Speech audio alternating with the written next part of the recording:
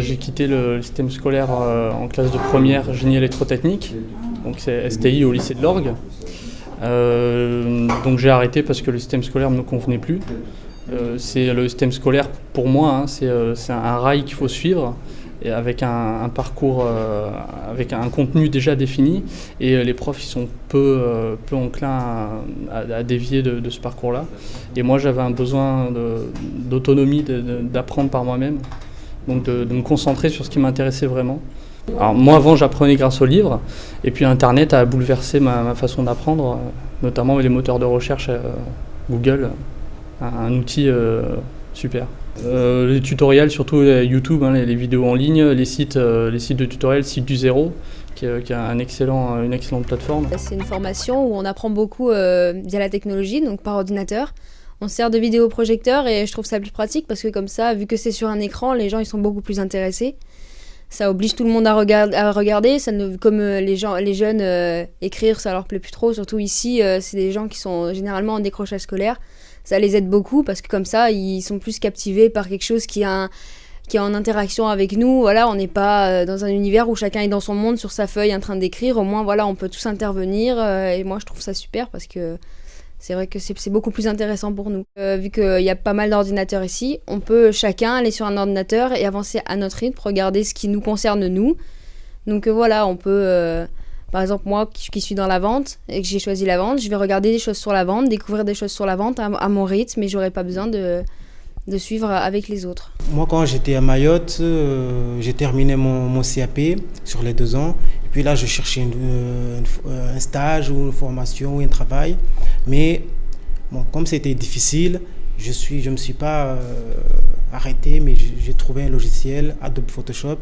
Et c'est là où j'ai cherché les tutoriels, j'allais sur Internet, on me donnait des tutoriels, j'apprenais de nouvelles techniques, voilà, pour après m'améliorer et avancer dans ce domaine de créativité, de multimédia, dans l'informatique. Les jeunes ont un petit peu la pratique des médias spontanés, bien plus qu'une personne déjà avancée en âge qui reprendrait une formation, puisque eux, on leur a plutôt donné un clavier qu'un stylo entre les mains, en fait, depuis tout petit. Tout le monde n'apprend pas à la même vitesse et de la même façon, donc on utilisera des médias complètement différents en fonction des personnes. Donc il y a une communication à avoir avec chaque stagiaire sur sa capacité à apprendre et sur les médias à utiliser pour son apprentissage. Donc on va trouver l'ensemble des outils du multimédia, comme la vidéo, l'audio. On pourra aussi travailler avec plusieurs écrans, pourquoi pas, et avoir un tutoriel sur un premier écran et tout en réalisant le travail sur un second. Alors la relation formé-formateur a changé, c'est aussi le contenu de ce qui est transmis qui a beaucoup évolué. Avant, le formateur transmettait les informations dans un champ complètement sémantique. On leur apprenait des idées, des concepts. Ce qui était dit devait être pris pour acquis. Et le formateur avait un petit peu le rôle de celui qui savait, qui avait peut-être pas un savoir absolu, mais celui qui détenait une certaine connaissance. Avec l'arrivée des médias, notamment d'Internet et de toutes les recherches possibles, on demande plutôt aux apprenants de se faire une idée eux-mêmes du sujet qui est abordé.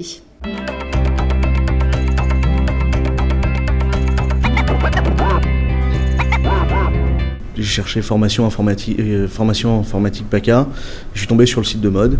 Donc je me suis renseigné par rapport aux formations avec les documents qui étaient fournis sur le site et aussi d'autres documents sur des forums par exemple où il y a des anciens stagiaires qui postent des avis ou qui postent ce que contient la formation, où ça mène et surtout si c'est pas trop dépassé. Je vérifie bien que cette formation elle soit pas obsolète, elle soit vraiment d'actualité.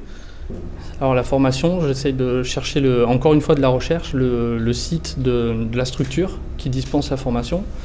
Et encore une fois avec de la chance, s'il y a un forum qui parle de cette formation, essayer de chercher s'il n'y a pas d'anciens stagiaires qui auraient émis leur avis ou montrer le contenu de la formation carrément sur un forum afin de leur demander de plus d'informations ou autre. Aujourd'hui, être formateur, c'est avant tout composer avec Internet, puisqu'il faut évidemment créer une plus-value en tant que formateur entre ce que peuvent découvrir par eux-mêmes les stagiaires dans leur quotidien, dans leur démarche de recherche sur Internet. Donc il faut il faut savoir utiliser Internet et surtout sélectionner les données et les recouper de manière la plus logique possible et la plus intéressante et toujours dans le bénéfice du stagiaire, de manière individualisée. J'ai des professeurs qui m'aident et qui me font faire des exercices et des vidéos, comme par exemple, là tout à l'heure, je vais avoir un casque, comme ça je serai en individualisé. Et on en a beaucoup par ordinateur parce qu'on a aussi ici un module qui s'appelle le CEDOP, qui consiste à nous aider à trouver un métier, et on a pas mal de questionnaires comme ça sur Internet qui nous cernent un peu pour savoir comment notre univers professionnel, comment on est nous, et ça nous aide beaucoup à trouver notre métier. Mais c'est justement le bénéfice et un système d'apprentissage qui change. On va demander aux apprenants d'avoir un esprit critique et de pouvoir en fait valider les sources d'information. Et ça va être le rôle justement du formateur que de le guider dans sa recherche, de dire celle-ci je valide, celle-ci je ne valide pas. On apprend par exemple, c'est quelque chose de très simple, à vérifier la date de leur source.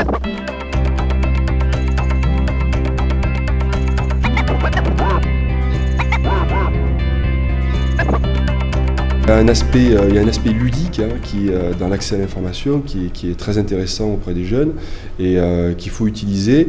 Donc on pourrait apprendre par exemple de manière totalement ludique grâce au Serious Game sur certains sujets.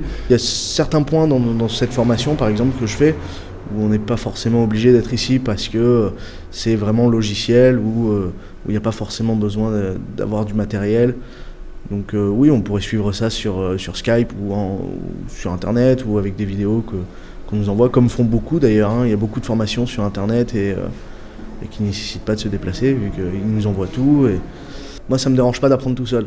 Ça ne me dérange pas d'apprendre tout seul, d'être chez moi. Et bon, après, il faut sortir aussi parce que sinon, on n'a plus de vie. Mais ça ne me dérange pas d'être seul et ça me passionne. Donc forcément, faut être motivé pour apprendre tout seul parce que bon, on n'a pas quelqu'un qui nous surveille pour l'assiduité, c'est un peu à notre rythme, un peu comme on veut. Donc s'il n'y a pas de motivation derrière, souvent ça tombe à l'eau.